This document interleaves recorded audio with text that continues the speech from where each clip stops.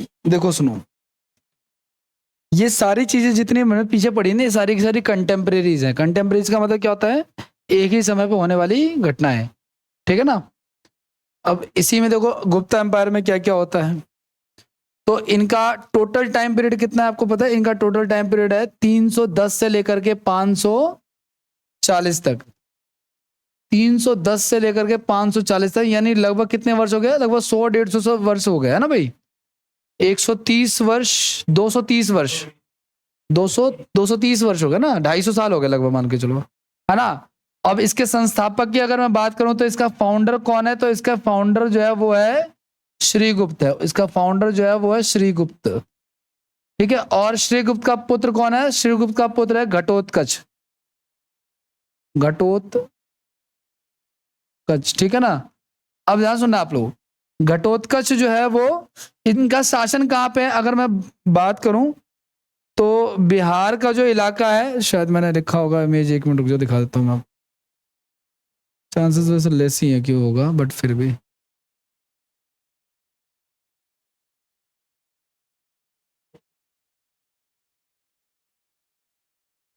वो इलाका बिहार का नहीं है, इसमें कहीं भी नहीं है। चलो कोई बात नहीं। गुप्ता एम्पायर का अगर आप इमेज देखोगे ना, मतलब कि कंप्लीट कि किस एरिया में ये रूल करते थे, तो यूपी बिहार का इलाका, नॉर्थ इंडिया का जो इलाका था वो सारा का सारा इनके अंडर में आता था, मेनली यूपी और बिहार का, ठीक है। अच्छा, उसके बाद कौन राजा बना इसमें? चंद्रगुप्त फर्स्ट। चंद्रगुप्त फर्स्ट जो है वो प्रथम जो है वो राजा बना, और इसका टाइम पीरियड था 319 एडी से लेकर 334 एडी तक, ठीक है। उपाधि इसने ली थी महाराजा धीराज की, टाइटल था ये हमारा। टाइटल किसका था? ये क्वेश्चन आता है, टाइटल किसका आता है? महाराजा धीराज। मतलब इसको पसंद था कि लोग इसको महाराजा धीराज कह के बुलाएं। इसने जो मैरिड किससे की, मैरिड किससे था ये? कुमार देवी से, जो कि लिच्छवी की राजकुमारी थी। लिच्छवी जगह थी बिहार में, वहां के, ठीक है। तो मैरिड टू कुमार देवी। अच्छा, इसने कैलेंडर की शुरुआत की थी जिसका नाम था गुप्त संवत, ठीक है। इसने सोने के सिक्के चलाए, उनका नाम था दिनार। सर्वाधिक सोने के सिक्के चलाए थे किसने? गुप्त शासकों ने। ये क्वेश्चन भी आता है। गुप्त नेक्स्ट है आपका समुद्रगुप्त। इसके बाद कौन राजा आता है? सबसे पहले कौन आता है? श्रीगुप्त। श्रीगुप्त का बेटा कौन है? घटोत्कच। और घटोत्कच के बाद कौन आता है? चंद्रगुप्त प्रथम। और उसके बाद कौन आता है? समुद्रगुप्त। भाई बहुत ही फेमस राजा था, बहुत पावरफुल राजा था। इतना पावरफुल था कि इसको भारत का क्या कहते थे? नेपोलियन कहते थे। मतलब ये कभी कोई, नेपोलियन क्यों कहते थे भाई? क्योंकि नेपोलियन कभी कोई युद्ध नहीं आ रहा, उसी प्रकार से ये भी कोई युद्ध नहीं आ रहा था। और इसको किसने कहा था? इसको वीएस स्मिथ ने कहा था। ये वीएस स्मिथ कौन है? एक हिस्टोरियन है अंग्रेजों का। उसने कहा था कि ये भारत का नेपोलियन है। लेकिन नेपोलियन भी अपने जीवन में एक युद्ध हारा था, जिसका अंतिम युद्ध था, जो कॉर्सिका द्वीप पे वो लड़ा था। लेकिन ये जो था, ये कभी भी कोई युद्ध,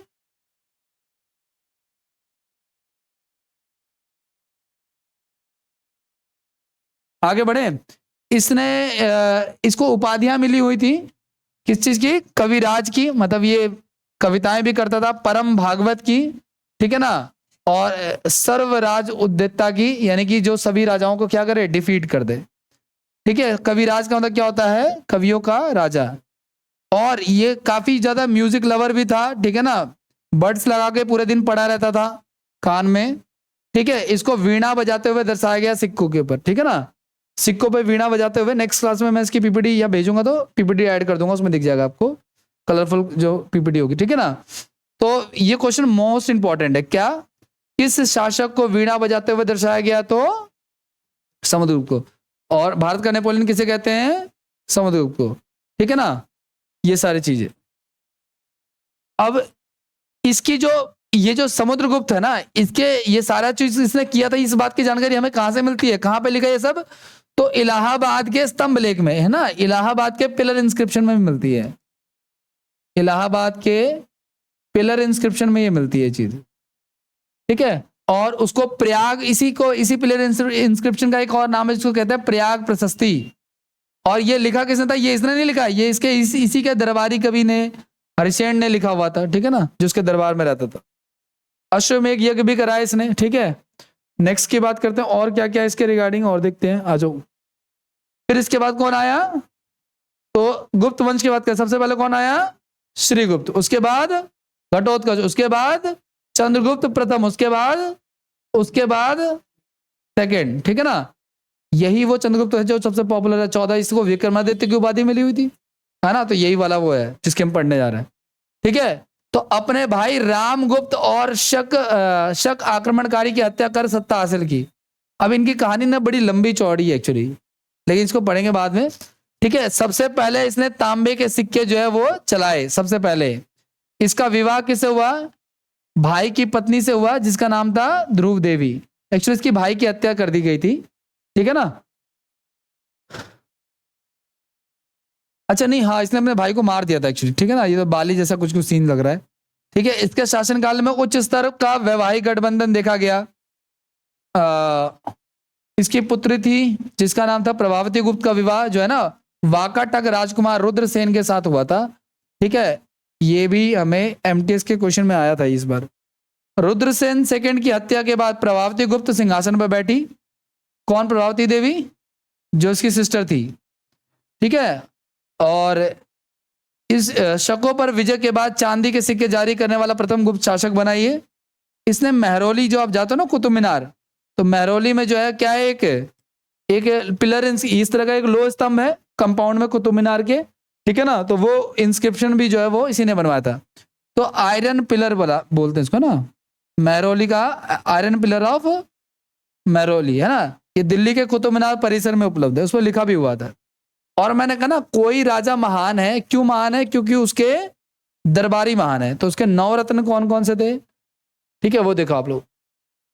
तो अमर सिंह है, धनवंतरी है, हरिसेन है, कालिदास, है ना। कालिदास को क्या कहते हैं, भारत का, ठीक है ना, शंकु, वरामिहिर, वरुरुचि, वेताल भट्ट और क्षणपक।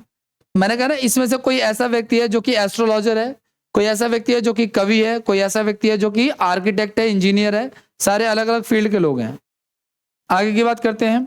अच्छा, कालिदास की कई बुक्स हैं जो फेमस हैं, जैसे कि अभिज्ञान शाकुंतलम है, मेघदूतम है, रघुवंशनम है, कुमार संभवम है। ये क्वेश्चन आते हैं एग्जाम में, ठीक है। आगे की बात करते हैं।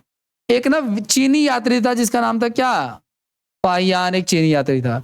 ये चंद्रगुप्त सेकंड के शासन काल में ही भारत आया था, ठीक है ना।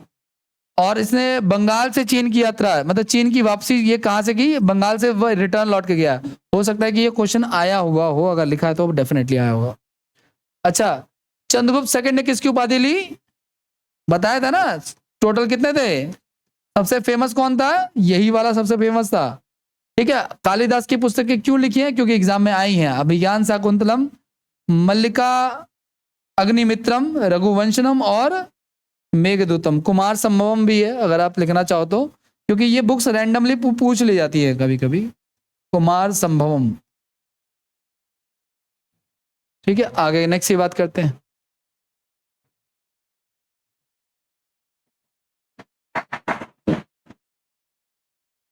दिवाली गई नहीं क्या अब तक।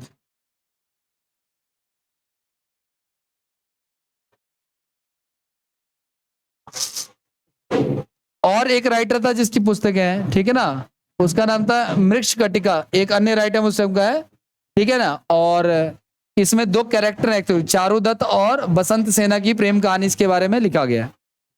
उसके बाद कौन राजा आता है, कुमारगुप्त। सबसे पहले कौन आया था, श्रीगुप्त। फिर कौन आया था, फिर कौन आया था, चंद्रगुप्त प्रथम। उसके बाद समुद्रगुप्त, उसके बाद चंद्रगुप्त द्वितीय, और उसके बाद अब कुमारगुप्त, है ना। कुमारगुप्त आ रहा है। इसके बाद कुमारगुप्त को लेकर एक ही सवाल बार बार आता है, नालंदा विश्वविद्यालय की स्थापना। बाकी थोड़ा बहुत आप ध्यान रखना। वैसे मोस्ट इंपॉर्टेंट क्या है, आप देखो कुमारगुप्त को लेकर 3 ही पॉइंट लिखे हुए हैं, ठीक है। लेकिन सबसे इंपॉर्टेंट क्या है, नालंदा विश्वविद्यालय को बनाने वाला व्यक्ति कौन है।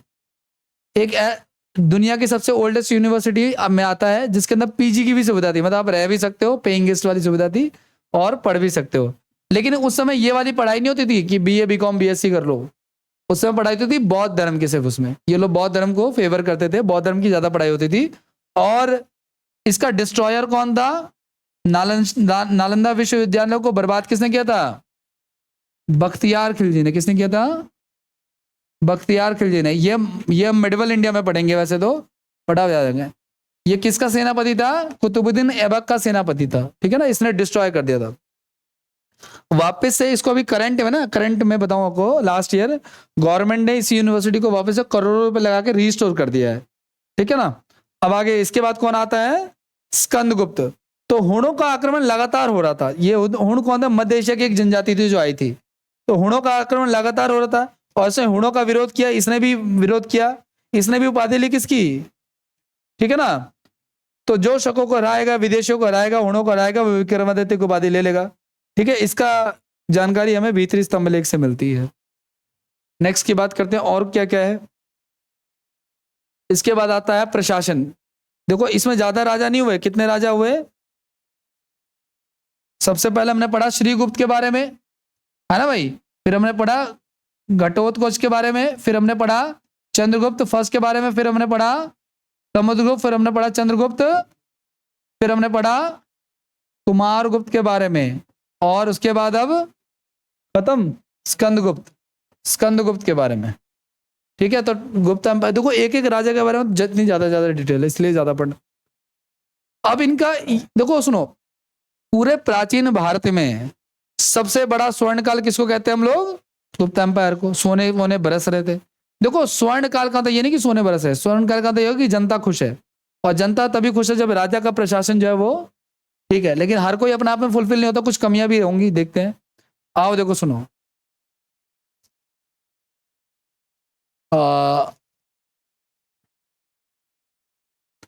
इन्होंने ना राज्य को चलाने के लिए जो है ना अलग अलग पोस्ट वगैरह जो है वो बना रखी थी। जैसे कि कोई अमात्य था, कोई महादंड नायक था, कोई संधि विग्रहता था। ये सारे अलग अलग लोग हैं।